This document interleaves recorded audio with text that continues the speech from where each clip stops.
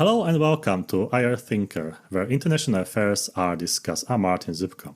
Today we will discuss US energy security and transition. I have prepared 10 topics. Each topic consists of only one question and one critical fact. But this is to clarify some points that we who don't live in the United States are slightly confused with, or we need some clarification. My guest will attempt to clarify this based on his experience and expertise. My guest today is Paul Saunders. Thank you. Paul Saunders is president of the Center for the National Interest, which is also known as the America's Voice for Strategic Realism, and a senior advisor to the Energy Innovation Reform Project. Paul focuses on the US foreign and security policy, energy policy, climate change, US-Russia relations, US relations with Japan and South Korea. The good thing about Paul is that his experience and years of expertise, they are reflected in his publications, which I will include in the YouTube description. So let's jump on the first topic, Paul, and that's dependence on fossil fuels. That's an obvious point for the world, for the America.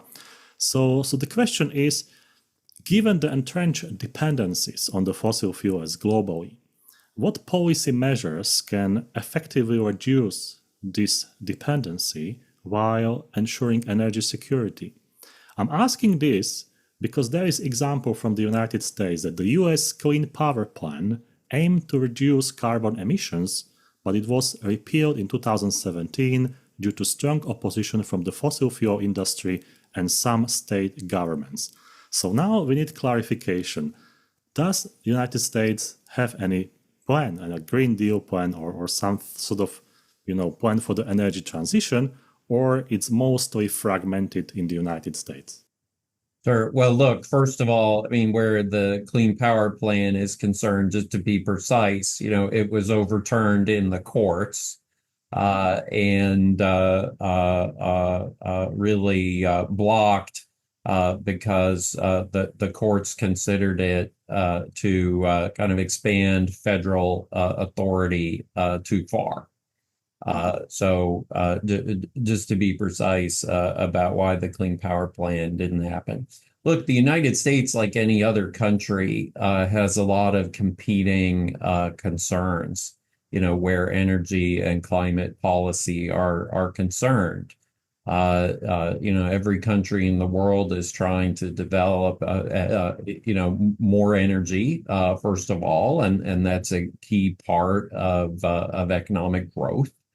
At the same time, many of us are working to limit emissions.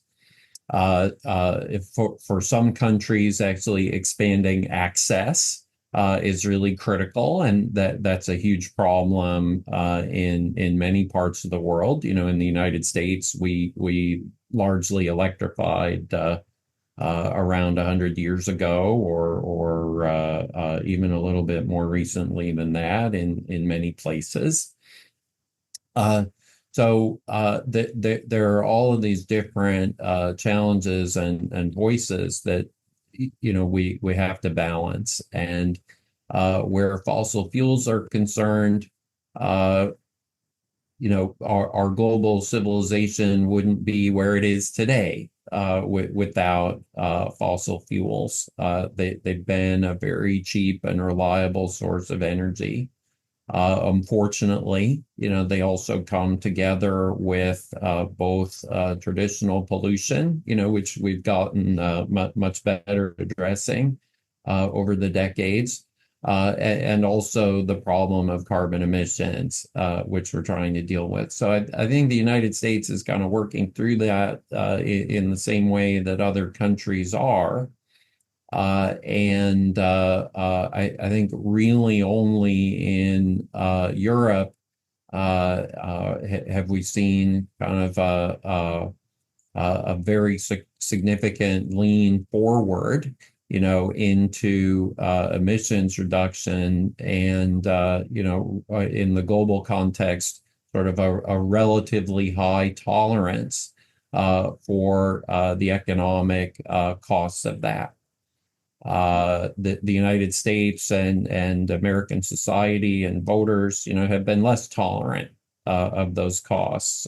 Societies in Japan and Korea, two other developed societies, very technologically capable, also less tolerant of paying those costs. So I think the challenge for all of us in thinking about this is not, how should we sort of punish or eliminate or destroy a particular industry, but instead, how do we use the resources and assets that we have to try to move forward in ways that respond more fully to kind of climate goals in addition to other goals. And certainly I think the fossil fuel industry can play a key part in that. To develop the energy transition, I think it's widely known we're going to need massive quantities of new mining of a variety of different metals and minerals. Certainly things like steel and copper, on a very large scale, and then also lithium and the critical minerals and rare earths and other things for clean energy systems. So the fossil fuel industry has great experience there. And secondly, and I'll kind of end here, certainly geothermal energy and carbon capture and sequestration are also both areas where the fossil fuel industry has capabilities, tools, technologies, knowledge that's just irreplaceable. So I think what we need to do as societies, is to find ways to again kind of reconcile all of our goals. And that requires, reconciling people and their priorities in order to balance all of these competing objectives. Paul, I must ask, we recently had the European Parliament elections in the European Union, and energy transition was a huge topic, and you are having presidential elections. Is this a topic in the United States as well? Well, it certainly is a topic here. I don't think it's the principal topic. The main focus is really elsewhere. But for President Biden and his campaign, certainly one of their goals in consolidating support from their own electoral base, is to demonstrate the contrast on those issues and their commitment to the energy transition and the administration's from their perspective, accomplishments in pursuing the energy transition. And I would say conversely, the Trump campaign, generally speaking, has expressed skepticism about a number of those goals, skepticism about some of the regulatory tools that the Biden administration wants to use, and skepticism about particularly the focus on electric vehicles. Actually, that said, the Trump administration during President Trump's term in office, did also focus, like the Biden administration, very much on nuclear energy, a critical source of carbon-free, reliable power. That said, they did that from a perspective of kind of energy security and reliability of the American energy grid, and also geopolitics and exports and trade, and much less from a climate perspective. Right. The next topic, Paul, is there are two opinions about subsidies for the fossil fuels. We read articles that the United States continues to provide subsidies, and there were reports like International Monetary Fund. It's go like $20 billion and more, and it depends which industry and which sector. On the other side, there are people who are arguing if we're going to reduce those subsidies, people can lose jobs, it's going to be bad for the economy. But some people argue we must do it in order to push renewables. Well, much of what people talk about when they talk about subsidies in energy, is kind of tax credits related to investment. The United States, like any other country, we need to have enough energy to make our economy and our society work. And in order for that to happen, companies need to invest in it. And there's been kind of a policy decision, on the part of the Congress in the past, to provide that kind of support to the fossil fuel industry.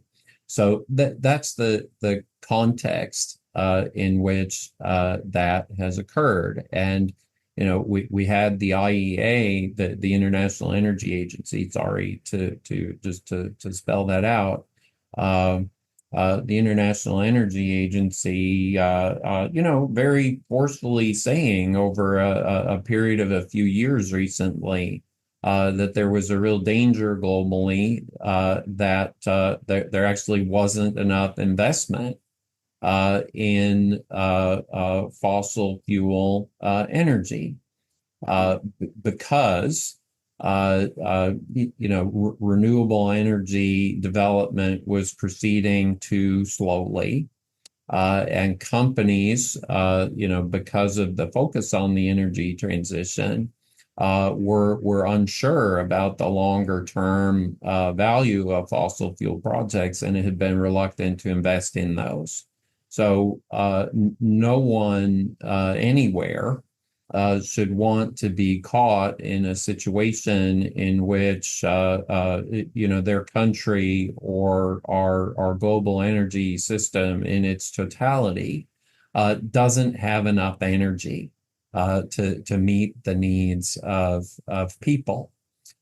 So I think that's really the key priority. And may I ask you, Paul, when those subsidies are received by the fossil fuel industry, is there any motivation to reduce those subsidies, or is it a stable business? So, for instance, you have fossil fuel industries that those industries need that support.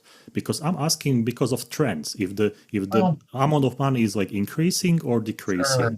Look, American energy companies are private companies. And the goal, and actually even the legal requirement, is that private companies act in the interests of their shareholders, right? So that's their job, and that's what they're supposed to do. First of all, as a general matter, I think that long-term subsidies are not really desirable in any area. I'm not, generally speaking, a supporter of subsidies, especially long-term subsidies. That said, markets are not perfect. Energy is one of the most economically important sectors for any economy. In every economy, it's a sector in which we often see some of the highest levels of government involvement. So I think in the energy sector in particular, there's a greater case for that kind of thing. than there might be in some other areas. So, I'm certainly not an energy economist.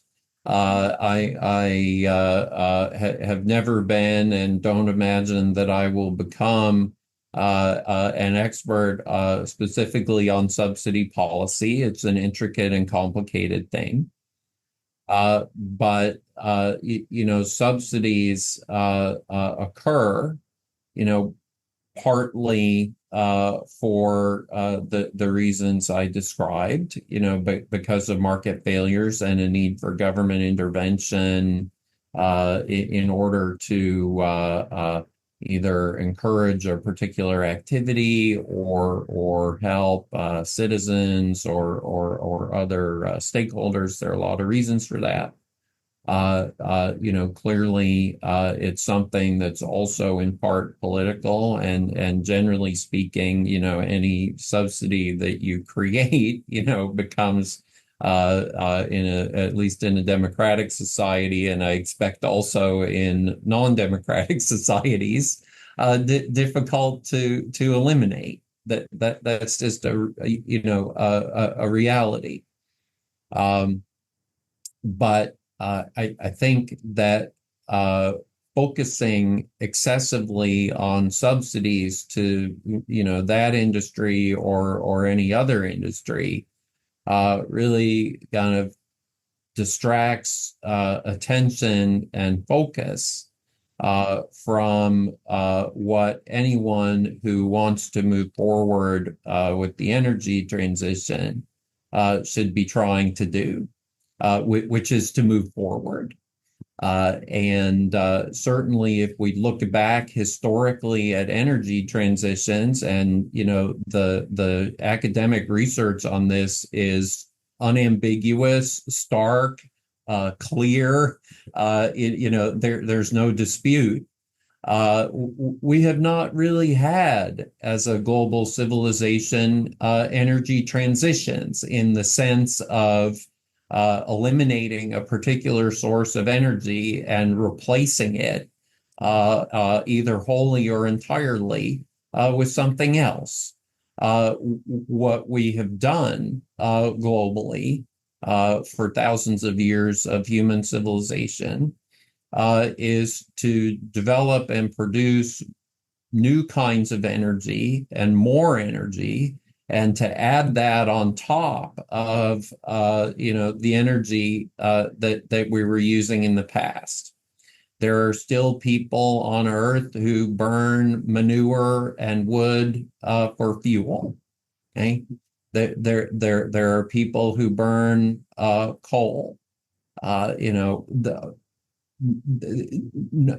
of these things have gone away. None of them actually will go away, at least not in any kind of politically realistic time span. I'm certainly confident, for the rest of my professional life and possibly the rest of my life, that countries around the world will be consuming coal and oil and natural gas, both to generate energy and also to do other things.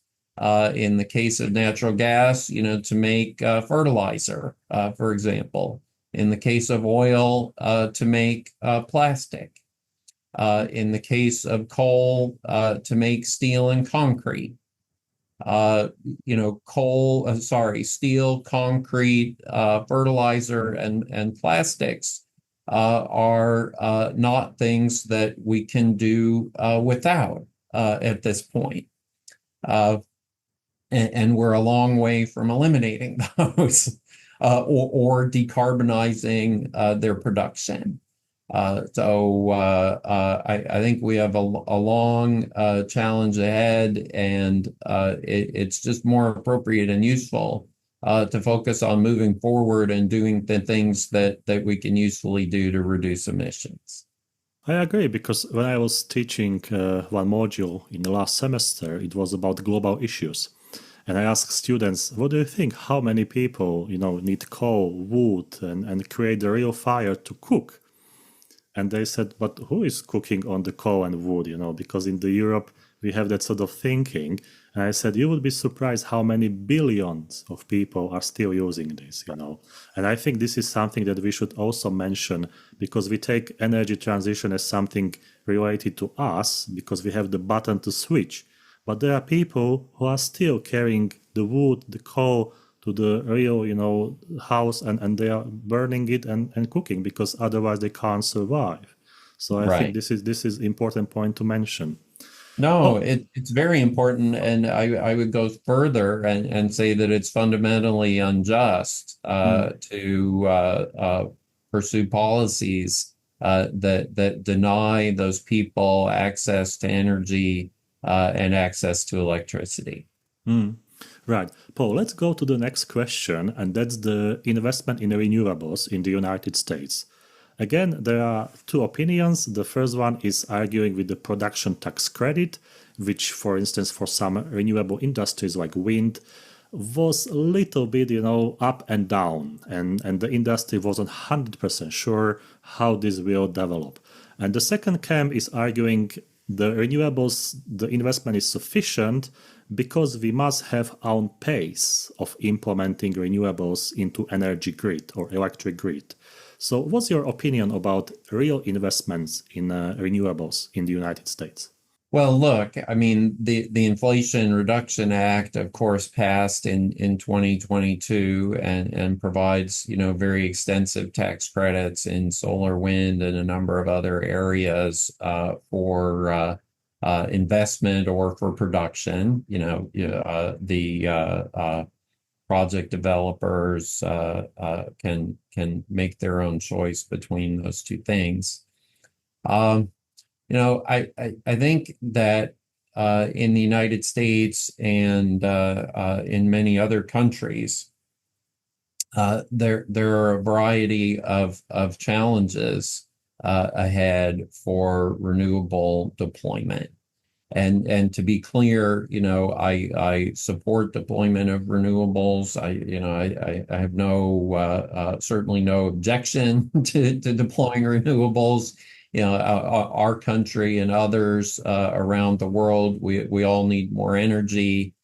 And I think it's for governments and people in local communities, to decide what they want. So I'm not expressing any opposition to renewables.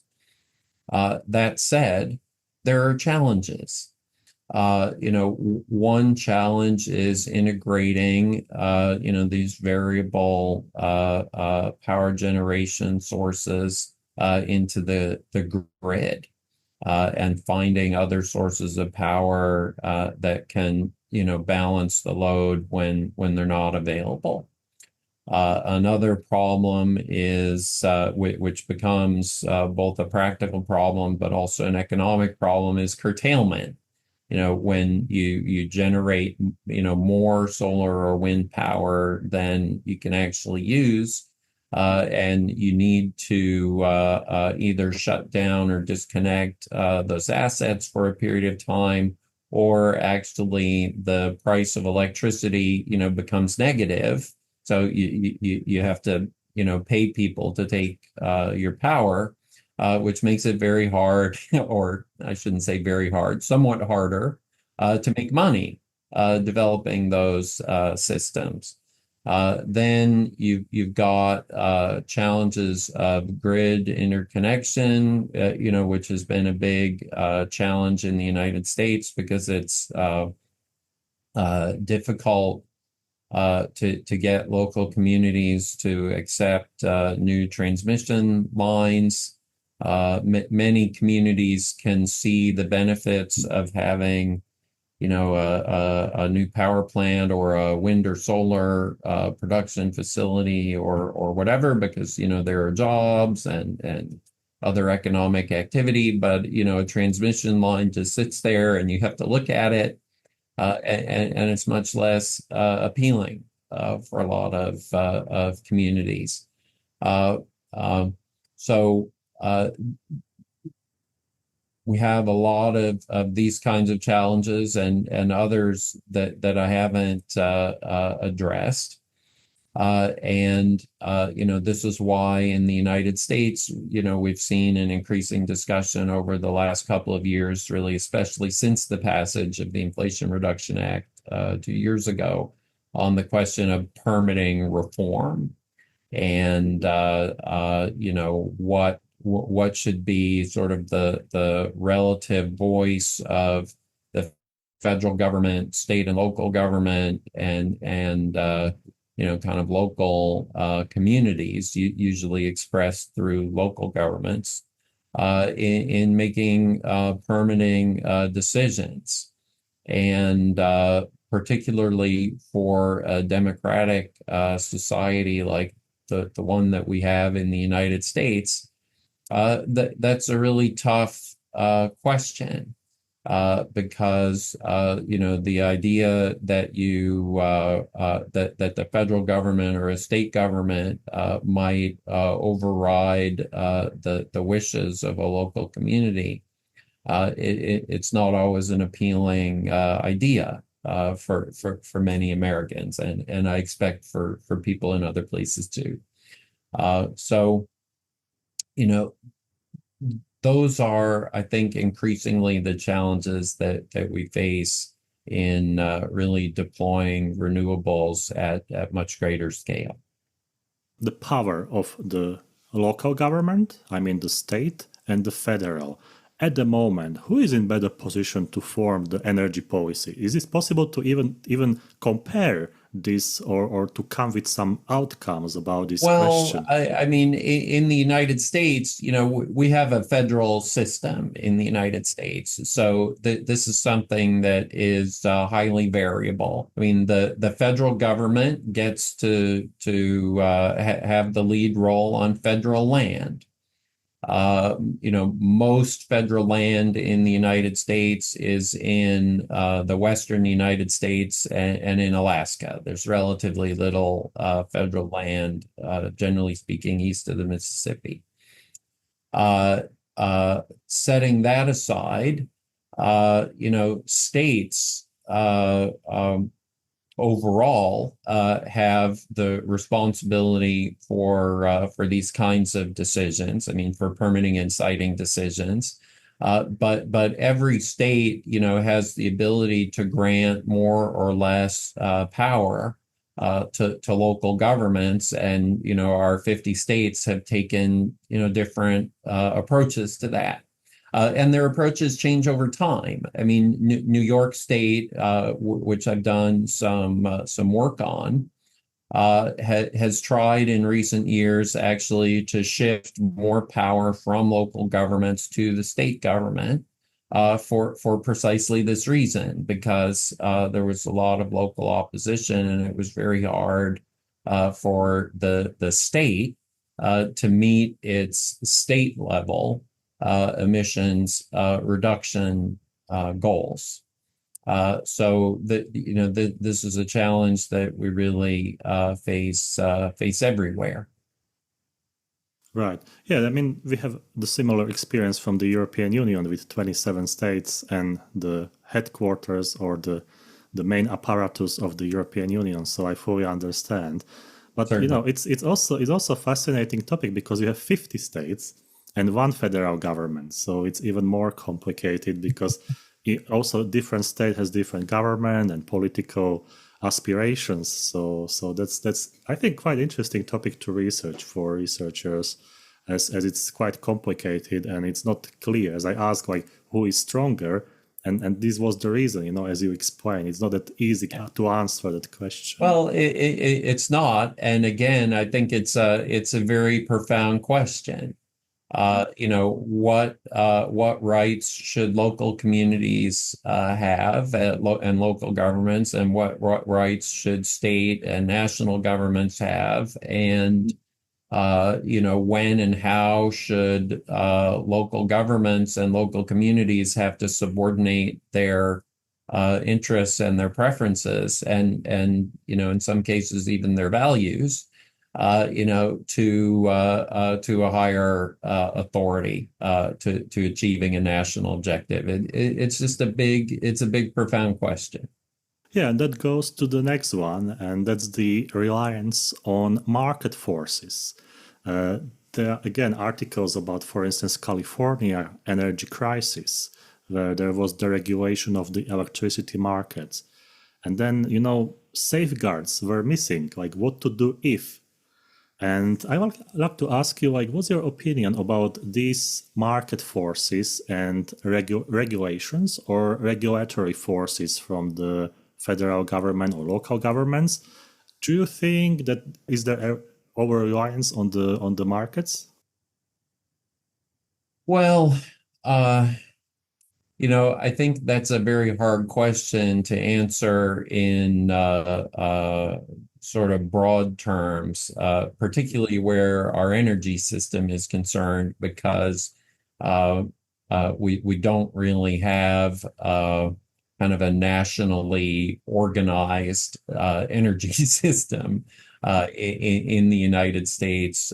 Just that's not how America works, and the federal government hasn't really taken that kind of role. So, we have states making decisions about many regulatory and permitting things sort of related to their electricity markets. We have regional groups of states that kind of group together to form independent system operators or regional transmission organizations, that kind of manage the grid in some areas, but not in all, because not all states take that approach. Um, so, it's really a very complicated picture. We have some regulated electricity markets, some deregulated electricity markets. It's not really possible, I think, to give a clear answer for the United States as a totality.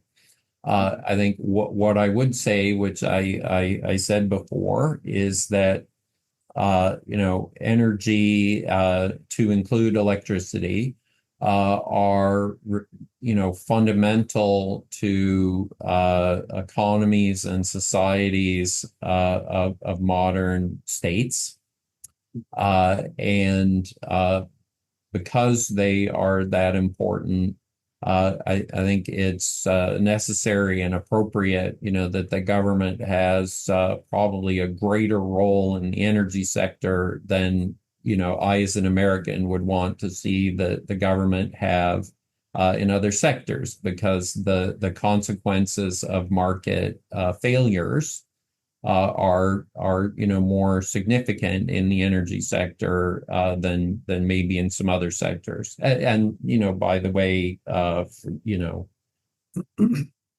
in some areas, the financial sector is similar. These are areas where we just have to be really careful about finding the right balance. The problem fundamentally, regardless of what balance you have and what rules and systems you have, is that people, in any society, always kind of look at the rules and try to find ways, both to work within the rules to do what they want, but also to work around the rules or exploit the rules or whatever.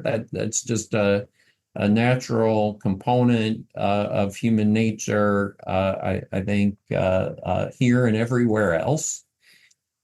So from my point of view, it is not really even possible to design sort of quote unquote perfect rules, because people are very inventive and there will eventually be unintended consequences from your rules, whatever they are.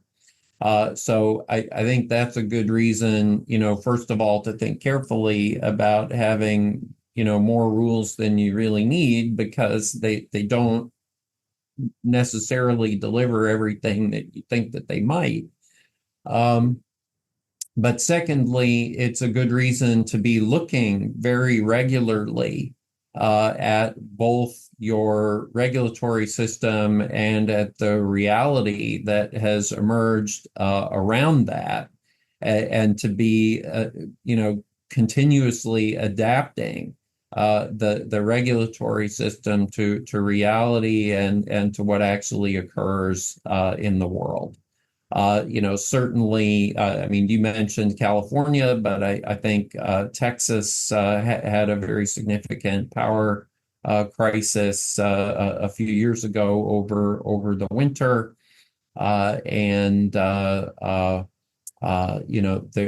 There's certainly, the rules and how companies sort of related to the rules and the choices that they made were certainly at the center of that too. Yeah, and I think that we might expect more like little or local crisis, because it's something new to integrate renewables with the fossil fuels into one grid. And there is one logical question, and that's about storage solutions. And we have investment tax credit as an incentive to build those battery storage facilities and different facilities for storage. But still, we are not able to catch the electricity and to store it in a perfect way. So there is a technological challenge, there is economic challenge, and then the distribution. But still, how is this storage solution topic in the United States at the moment? Can you see more facilities being built, or it's sort of like, still in theoretical level of discussion? Well, California has really been the main driver from a market perspective of storage in the United States because of the size of its power market and its clear commitment to developing renewable power and the expansion of renewable power there. So storage certainly is becoming an increasingly important part of the grid in the United States, but overwhelmingly in California and certainly to a much lesser extent in other places. I'm honestly a little bit of a skeptic on storage over the long term. And just to be clear, I think that storage is very helpful with day-to-day, variations in power from solar or wind. I can imagine that in time, we may develop some economically viable solutions that might help with weekly variations or variations on that scale, I guess I should say, because it's not like it's going to happen regularly weekly, but variation on that time scale. I have a very hard time seeing how storage will deal with seasonal variations in renewable power on any kind of a reasonable economic basis. I mean, just to give the simplest example, if you think about storing up kind of excess power, from the summertime, that solar power from the summertime, so that you can discharge that electricity in the wintertime. that might mean that whoever builds and operates that storage only gets paid once per year. Yeah. Instead of getting paid, potentially on a daily basis. And maybe I have a limited imagination, but it's not easy for me to see how someone could build a system that you would kind of charge once a year and discharge once a year. And maybe the once a year takes place over the course of several days or a week or I don't know. But ultimately, there's a very big hole that you have to fill uh, uh, with these seasonal variations. And most countries, some countries are big and maybe they can look at sort of geographical balancing if you can build enough transmission, but then actually you don't need storage because then, you're balancing geographically. But for particularly for countries, that are kind of smaller and may not be tightly integrated into anybody else's energy system, um, I, I just have a hard time seeing how that works. And the another thing is temperature. I spoke with few experts and they told me this solution works at a certain temperature. But when it's Yes. like +5 or -5 degree around this certain amount of on the certain temperature, they said like, oh, it's discharging like 3 times quicker, and you are losing the energy. And when it's too hot, it's the same system. So I asked like, so do we need air conditioning for the storage facility? And they told me, ideally, yes. So Yeah. this is Right. also Well, interesting fact, that that I mean that certainly raises questions about its net contribution.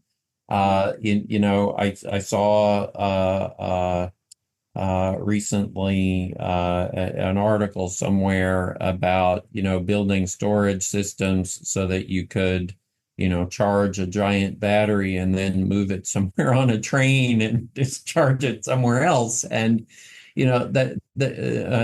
on one hand very creative. yeah. On the other hand, I'm really less confident that's producing any kind of net climate benefit. Hmm. Absolutely. Produces a really good tax credit for somebody, however. Yes, absolutely. I mean, this technology is good in theoretical level, but in practical, we are still at the beginning, the Yes. process. It's technologically so demanding to build such a facility and then run it in certain efficiency. So you can say, I did something good for the environment and for the electricity grid. But when I mention electricity grid, when I live in the United States, I noticed that electricity grid in comparison to Europe was slightly old-fashioned or slightly older in some areas. And this is the question that some people raise, the modernization of the US electricity grid. Oh, there are two camps. One is like, oh, we're doing everything we can. And the second one is arguing we need to do more to integrate all those different sources of energy so it can go to customers. What's your opinion about this topic, Paul?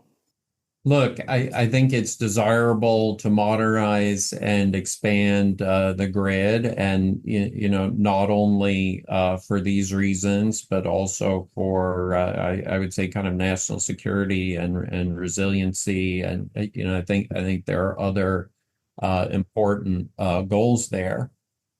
The problem in that area, which is kind of the problem with anything that anybody wants anywhere, is that somebody has to pay for it. And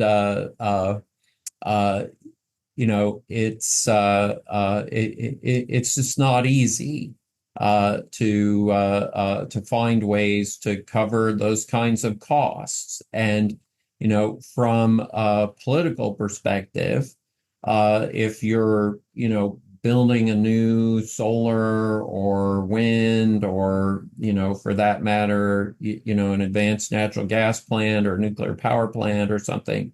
And it's providing, first of all, a clear economic benefit, maybe to a local community. But it's also, you understand, if you live in the community, you understand what it's doing. It's generating electricity, and people need electricity, right? Um, uh, Transmission lines, they just contribute much more indirectly, and in a much less, generally speaking, a much less visible way.